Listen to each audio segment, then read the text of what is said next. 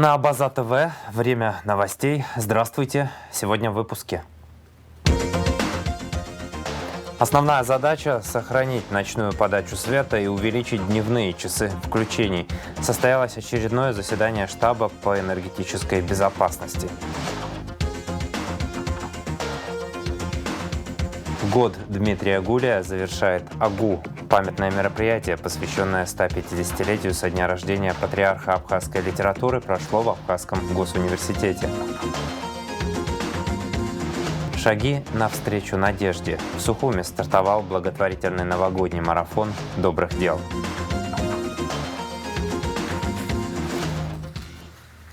Начнем с информации ЦИК Абхазии. Как известно, с 17 декабря началась регистрация инициативных групп и политических партий по выдвижению кандидатов в президенты Абхазии. 18 декабря Центральная избирательная комиссия зарегистрировала инициативную группу по выдвижению кандидатом в президенты Бадры Гунба. Мы выдали свидетельство о регистрации инициативной группы. Далее они будут собирать подписи избирателей не менее 2000 и не более 2500, рассказал журналистам председатель ЦИК Дмитрий Маршан. Заседание штаба по энергетической безопасности прошло в кабинете министра в Абхазии. Его члены обсудили возможность увеличения часов включений света в дневное время, результаты борьбы с майнингом криптовалюты, а также отключение интернета в ночное время. Подробности в репортаже Марианны Котовой. Сохранить ночную подачу света и увеличить дневные часы включения электричества – основная задача штаба по энергетической безопасности. Для этого в первую очередь необходимо снизить потребление электричества майнерами криптовалюты. Как докладывают члены штаба, с добытчиками крипты ведется неустанная борьба. За 2024 год всего выявлено и изъято 2026 аппаратов. В том числе за декабрь месяц, то есть с начала момента нашей комиссии, порядка 450 аппаратов выявлено и изъято. С 26 ноября 2024 года с начала работы оперштабом Министерством внутренних дел выявлено и изъято 234 единицы майнинга оборудования, в том числе проверено 151 объект.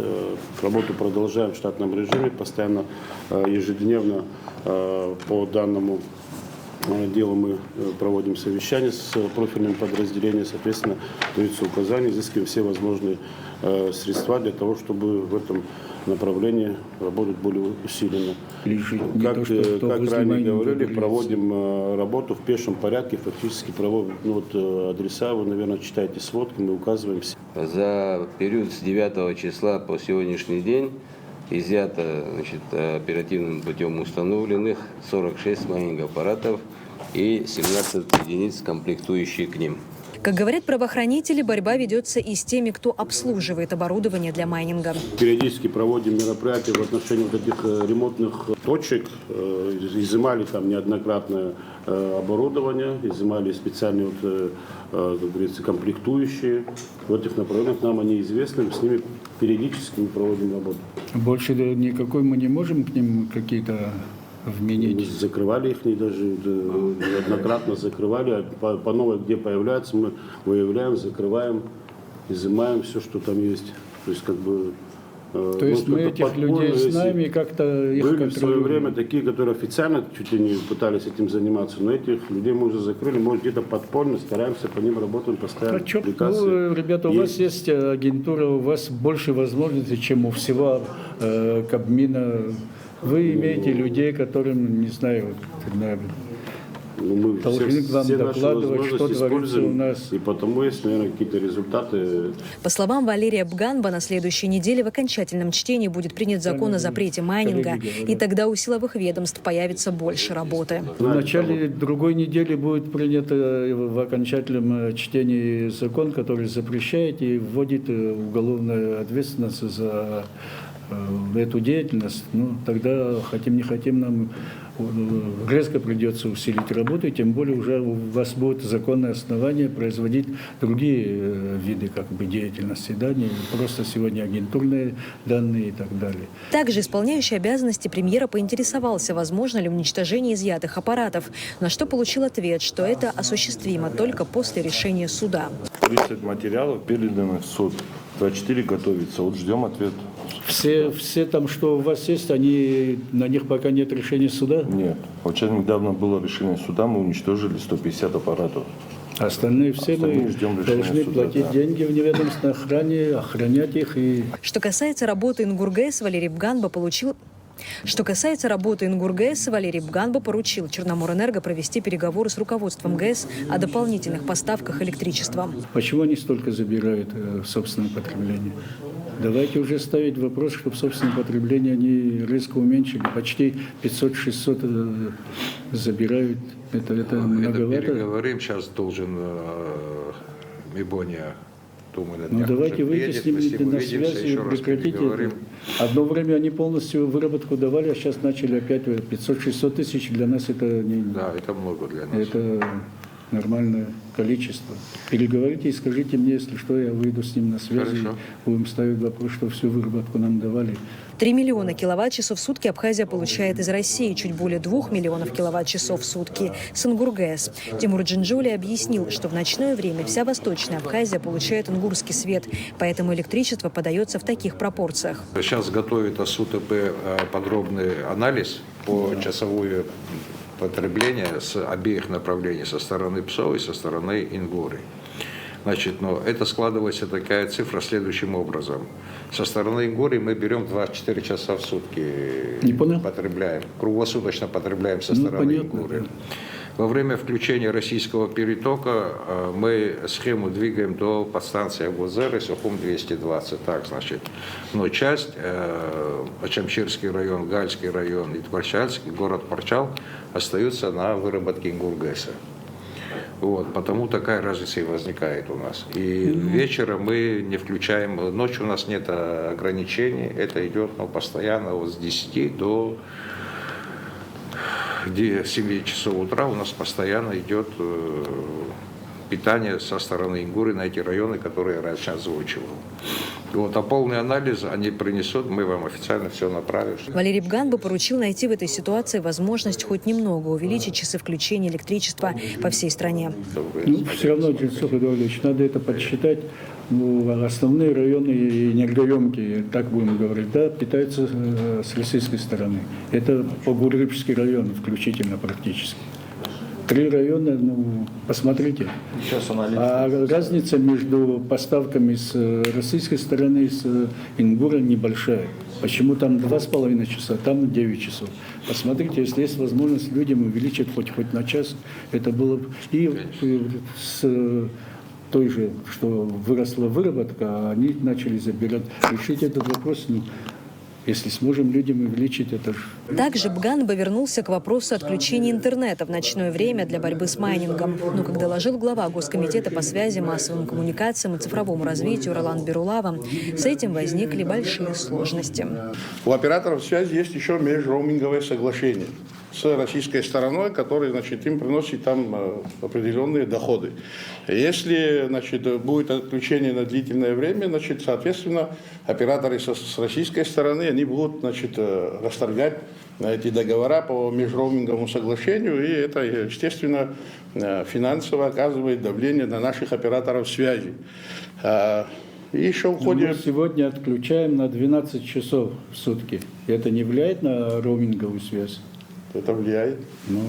Но еще 4 часа добавим, что случится? они... Вот мы говорим, они не будут. Ну, 12 часов у нас отключен интернет по существу. Не влияет это? Сегодня почему 12 часов интернет не Но мы же отключен? 12 часов не даем электричество. Не даем, но они пользуются, значит, генераторами и свои, значит, точки, где входит интернет по кабелю, они обеспечивают электричество. Еще обращение, значит, абонентов в сети, согласно абонентского договора, который они подписывают с оператором связи, там они требуют, чтобы за время, значит, отключения интернета, чтобы операторы возвращали абонентскую плату именно за этот период. И говорят, что если нет, то мы будем обращаться в суды. Поэтому операторы связи со своей стороны тоже просят. Если такое решение принимается, значит, чтобы отключить интернет, чтобы это было в правовом русле, чтобы письменное, значит, указание, там, распоряжение или постановление Кабинета министров чтобы они могли, значит, предъявить своим абонентам и сказать, что вот Валерий Бганба же считает, что интернет-провайдеры должны присоединиться к процессу борьбы с майнингом. А если откажутся, то правительство найдет способ воздействия на них. на этом основании отключается. Пожалуйста, переговорите с соответствующим комитетом парламента, что там в проекте постановления предусмотрено. Если эти меры как бы не действуют на операторов, давайте принимать решение. Рассматриваем сейчас.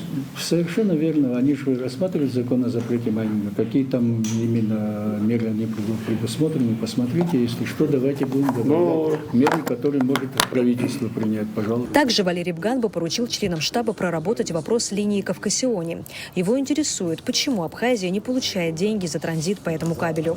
В последнее время очень много вопросов про вот этот наш Кавкасиони, который проходит по нашей территории, если не ошибаюсь, 32 километра, да, или сколько там? Ну, что мы можем? Транзит везде все платят. Что он стоит, как стоит? Неужели мы не можем это... Там специалисты должны... Я давал поручение соответствующему отделу кабинета министров, но там должны специалисты, потому что там есть какие-то коэффициенты и так далее. Ченцух Эдуардович, изучите этот вопрос.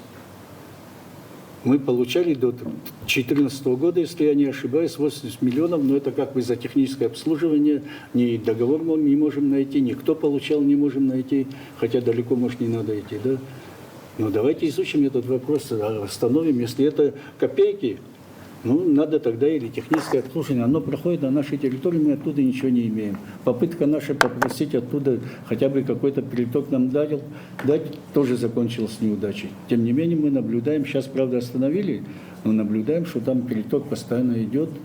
Идет и в Грузию, идет и в Турцию, идет по нашей территории, а мы на него просто смотрим. Пожалуйста, вот это изучите, если что-то там мы можем в плане перетока, в плане денежных средств нам, в принципе, и то нужно для того, чтобы получить электричество. Узнайте, уточните, пожалуйста, и тогда уже будем разговаривать. Но понимаю, что посредник у нас Ингургес, что мы не разговариваем с Грузией, это все я понимаю, но есть Ингургес, и мы через него можем на это все воздействовать. Также было принято решение отключать освещение на республиканской трассе Псоу-Ингур с полуночи в целях экономии электричества. Провели такой анализ определенный. Я думаю, сейчас ночью фактически трасса пустая. Ездят только вот у нас грузовые автомобили, которые перевозят сейчас вот цитрусовые, но они, так скажем, режим их скоростной, он тоже достаточно предельный, так, нормальный. То есть, как бы, мы считаем, что в целях экономии можно было бы этот вопрос рассмотреть. Да, уже мы об этом говорили, Тимур Иванович, здесь не смотреть надо, а действовать надо. Хоть 1 мегаватт сэкономии, это что же нам на пользу? Мы говорим о 500 тысячах, которые надо забирать у Ингургеса, а тут мегаватт у нас уходит. Ну надо же. Давайте это отключать, действительно, правильно коллеги говорят. Кроме того, 31 декабря заканчивается договор между Абхазией и Россией на поставку электричества. Сейчас идут переговоры о его продлении. А с октября в Минэнерго России лежит заявка от абхазской стороны на социальный переток в размере 327 миллионов киловатт-часов на 2025 год. Но по ней ответа пока нет. Марианна Котова, Торни Камичба, Валерий Квиквискири, Абаза ТВ. Сотрудники правоохранительного подразделения таможенного поста ПСОУ совместно с сотрудниками управления угрозыска МВД обнаружили 15 аппаратов для майнинга в Сухуме по улице Эшба. 17 декабря приблизительно в 15:00 был остановлен и досмотрен автомобиль марки BMW. Регистрационный номер М800ХХ под управлением гражданина Абхазии Пищулина, сообщается на сайте ГТК. Запрещенное к ввозу на территории республики оборудование для майнинга было изъято. Возбуждено дело об административном правонарушении. 19 аппаратов для добычи криптовалюты изъяли в Сухуме. Сотрудники правоохранительного подразделения таможенного поста ПСОУ совместно с сотрудниками СГБ выявили 19 аппаратов для добычи криптовалюты, а также 8 блоков питания. Из них 3 аппарата были подключены к электросети, сообщили Апснепресс в ГТК. Аппараты, принадлежащие Тарбо, располагались в помещении частного дома 50 по улице Черкесской. Запрещенное к ввозу на территории Абхазии оборудование для майнинга было изъято. Возбуждено дело об административном правонарушении. В новые регионы России и прифронтовую зону отправили колонну с гуманитарным грузом. Основу груза весом в 110 тонн составляют цитрусовые и бутилированная вода. По словам ИО главы МЧС Льва Квициния, груз будет доставлен жителям ДНР, ЛНР, Запорожской, Херсонской и Курской областей, а также нашим соотечественникам, воюющим в составе интернациональной бригады «Пятнашка». Проводить колонну прибыл исполняющий обязанности президента Бадра Гумба, который отметил, что подобные поездки стали доброй традицией. Республика и дальше будет оказывать посильную помощь жителям Донбасса и новых регионов России, подчеркнул он. Груз сформирован при поддержке армянской общины Абхазии, культурно-благотворительного фонда «Амшен» и абхазской цитрусовой компании. Исполняющий обязанности премьер-министра Валерий Буганба подписал распоряжение о создании комиссии по инвентаризации зданий и строений спортивного назначения, находящихся в ведении центральных и местных органов госуправления. Председателем комиссии назначен председатель Госкомитета Республики по делам молодежи и спорта Тараш Хагба. До 18 февраля 2025 года комиссия должна провести инвентаризацию зданий и строений спортивного назначения, находящихся в ведении центральных и местных органов госуправления, и представить их перечень. Администрациям районов и города Сухум должны оказывать содействие комиссии по исполнению распоряжения.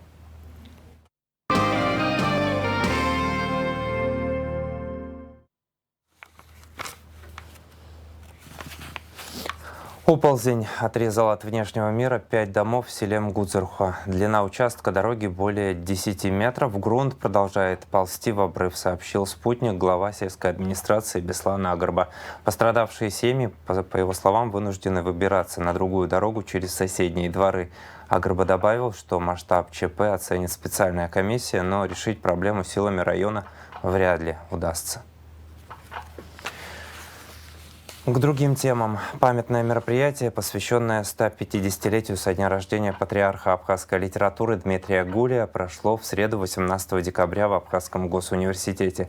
Были показаны отрывки из документального фильма «Жизнь, достойная памяти», посвященного поэту. В холле университета развернули фотовыставку, иллюстрирующую разные этапы жизни писателя. Подробнее в репортаже Алисы Адлейба. В стенах Абхазского государственного университета собрались студенты, преподаватели и почитатели творчества Дмитрия Гулия, чтобы вместе вспомнить его жизненный путь и вклад в абхазскую литературу. Гостям был предоставлен документальный фильм, который погружает в мир непростой судьбы писателя. Жизнь Дмитрия Гулия была полна испытаний, и его гений не раскрылся сразу. Он выбрал свой путь, отказавшись от политической карьеры, и стал создателем новой письменности, что стало настоящим прорывом для абхазской культуры. Идти по стопам отца он не захотел. Юный Гулия потянулся к грамоте. Отец всячески старался дать сыну образование. Как-то Дмитрий Ильич Гулия в одном из своих статей, его воспоминаний в автобиографии, он пишет о том, что отец его, в нынешнее время сказали бы, был общественным деятелем. Отец его возил 3 года в абхазскую школу, Ашкаруар-школ, чтобы он поступил в горскую школу. То его не принимали, потому что он был из простой крестьянской семьи, то его не принимали там, что он уже перешел этот возраст. То есть и все-таки с 3-й попытки ему удалось сына устроить в горскую школу. Ректор университета Олег Огварамия вместе с правнуком Дмитрия Гулия обратился к собравшимся с трогательной речью, подчеркивая важность сохранения наследия великого поэта и писателя. Йосифа Гулия Зепсадгел Абжебари Адырра Цаулай Зачьярас и Дызкалос Воен Амуя Хакуйцон. Спасибо всему университету, всем студентам, потому что когда зашел через главный вход, великолепные фотографии, хроники, картины величайшего качества, безумные таланты. Про газету как можно забыть, спецвыпуск. Великолепные таланты, великолепное поколение. Ребята, то, что ждет нас впереди, это то, что наши сердца, которые, как Дерми в свое время говорил, лучше солнца. В фойе университета гостей встречали архивные фотографии и картины, связанные с жизнью и творчеством Дмитрия Гулия. Это создало атмосферу, в которой каждый мог глубже понять и почувствовать значимость этого памятного вечера. Со всех сторон звучали известные стихи Гулия, а также сцены из его произведений.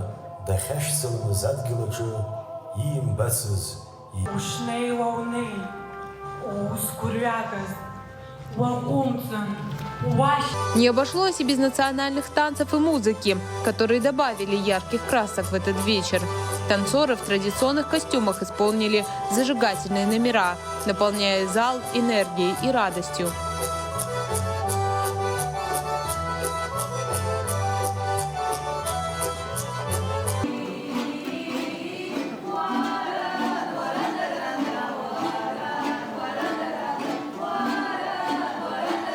В завершении вечера состоялось награждение победителей и призеров диктанта Дмитрия Гулия, который проходил среди студентов университета.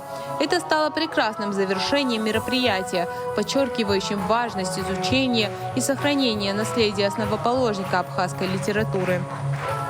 Здесь звучали знакомые многим мотивы, пробуждающие особый трепет и гордость за наше культурное наследие. Алиса Адлиба, Тимур Гугохия, Абаза ТВ.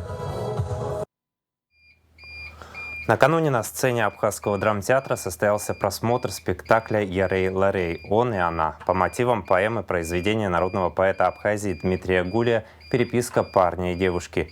Видеоверсию представления смотрите на нашем экране после выпуска новостей.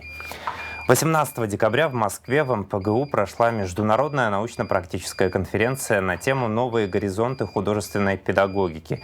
Интеграция рисунка, книжной и печатной графики в национальную систему образования в России». Конференция была приурочена к 70-летию талантливого художника, ученого, почетного профессора АГУ, почетного академика Академии наук Абхазии, члена Союза художников Абхазии и России Рауфа Барцец. С докладом на тему «Мелодии в линиях и образы в пластике искусства графики» в онлайн-формате приняла участие доктор филологических наук, профессор кафедры журналистики Абхазского госуниверситета Екатерина Бебия.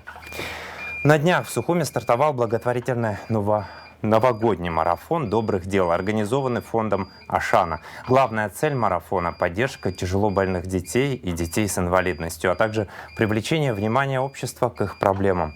О том, как прошло торжественное открытие и какие мероприятия запланированы в рамках марафона, в репортаже Заура Кварчия. В Доме Москвы в Сухуми стартовал новогодний благотворительный марафон добрых дел, организованный культурно-благотворительным фондом Ашана. Это пятидневное событие объединило взрослых и детей ради одной цели – помочь тем, кто особенно нуждается в поддержке. Вторая, не менее важная цель данного мероприятия – это инклюзивное вовлечение, интеграция детей в общество, их социализация и всестороннее развитие. В течение 5 дней будут проходить разные мероприятия, и все вырученные средства будут направлены на лечение подопечной фонда Ашана, Асланы, Джинжоли, которой необходимо дорогостоящее лечение, необходимы 2 операции, стоимость которых более 3 миллионов 700 тысяч рублей. По порядка 1,5 миллиона уже собрано, необходимо дособрать недостающую сумму. И все вырученные средства с 5-дневного марафона будут направлены именно в ее поддержку.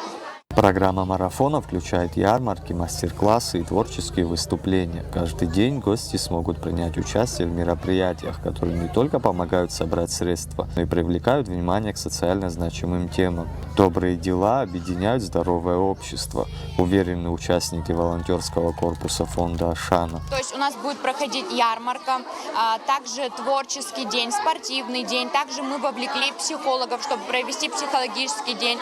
У нас будет множество разных флешмобов. И это все направлено на помощь детям. Я думаю, когда мы вместе, мы сильнее. Поэтому мы хотим просто сплотить людей, собрать, и чтобы вместе мы делали больше добрых дел.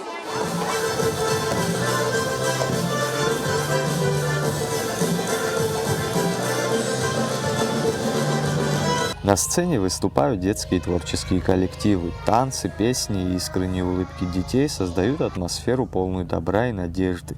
Дети знают, что вносят посильный вклад в дело помощи своим сверстникам. Хотим выступить для того, чтобы помочь больным детям. Мы очень этим интересуемся и очень на это обращаем внимание и хотим помочь. Как отмечалось ранее, вырученные в течение 5 дней средства в первую очередь будут направлены на лечение подопечной фонда Ашана Асланы Джинджоли. У Асланы так называемый несовершенный остеогенез. Это редкое заболевание, связанное с повышенной ломкостью костей, из-за чего людей с этим диагнозом называют хрустальными. Уже 13 лет ребенок является подопечным фонда и прошла множество курсов лечения. Сейчас Аслане необходимо провести 2 операции суммарной стоимостью 3,7 миллионов рублей. Да, уже 13 лет фонд Ашана мне помогает. И сегодня тоже проводится мероприятие. И поэтому хотела бы сказать спасибо большое им за это. Новогодний марафон добрых дел продлится до 20 декабря. Организаторы надеются, что он станет доброй традицией, объединяющей людей ради помощи детям. Заур Кварча и Нала Кухава, Абаза ТВ. 21 декабря состоится концерт неоклассика в рамках цикла «Лука Гаделия в кругу друзей» в Российской государственной библиотеке. Орган, фортепиано, голос, шоу лазерных картин создадут красочную звуковую и визуальную картину, наполненную множеством нюансов и неподдельными эмоциями. В программе знаменитые саундтреки к фильмам и репертуарные находки. В концерте примут участие лауреат международных конкурсов Данила Зудинов, Иван Юдин и Кристина Эшба. Главную елку страны, украшенную в классическом красно-золотом стиле, торжественно зажгут 20 декабря в 21:00. Начальник управления культуры Сухума Нала Хашик Апснепресс рассказала об открытии новогодней ярмарки и других предстоящих мероприятиях. Новогодняя ярмарка будет работать до 13 января и обеспечиваться энергией благодаря дизельным генераторам. В праздничной программе выступления абхазских артистов, детские шоу с любимыми песнями из мультфильмов и множество других мероприятий. Новогодние спектакли для детей состоятся 23 декабря в 13 и 16:00 в Абхазской госфилармонии. Театральная школа Гудисы Тодуа покажет юным зрителям постановку «Щелкунчик и мышиный король» по мотивам произведения немецкого сказочника Гофмана. Режиссер-постановщик и художественный руководитель школы Гудиса Тодуа охарактеризовал спектакль как яркий и красочный, музыкальный и динамичный, рассчитанный как на детскую публику, так и на взрослую. В это непростое для нас всех время мы хотим создать для вас новогоднюю атмосферу и подарить настоящий аттракцион эмоций. Всех, кто успел приобрести билеты, мы ждем в филармонии, где будет светло и тепло, сказал он. Режим ЧС введен по всей Анапе после разлива нефтепродуктов, сообщает мэрия города. Также режим ЧС муниципального характера введен в 4 сельских поселениях Темрюкского района. На месте развернут оперативный штаб, работают сотрудники МЧС и служб спасения, казаки и волонтеры. Проверку по факту происшествия проводит природоохранная прокуратура.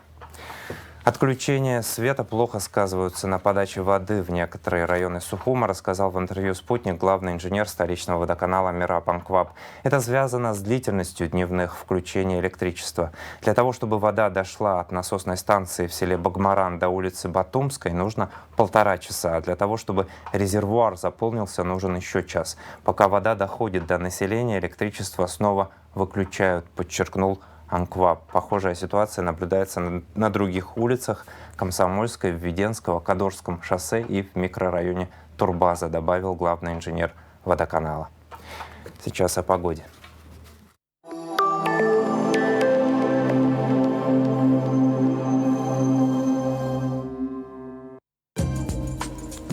В четверг, 19 декабря, в Абхазии ожидается переменная облачность без осадков, атмосферное давление повышенное, нестабильное, ветер слабый и умеренный. Температура воздуха ночью от 1 до 6, днем от 4 до 9 градусов. Температура морской воды 12 градусов, волнение морской воды слабое и умеренное, относительная влажность воздуха от 50 до 70%.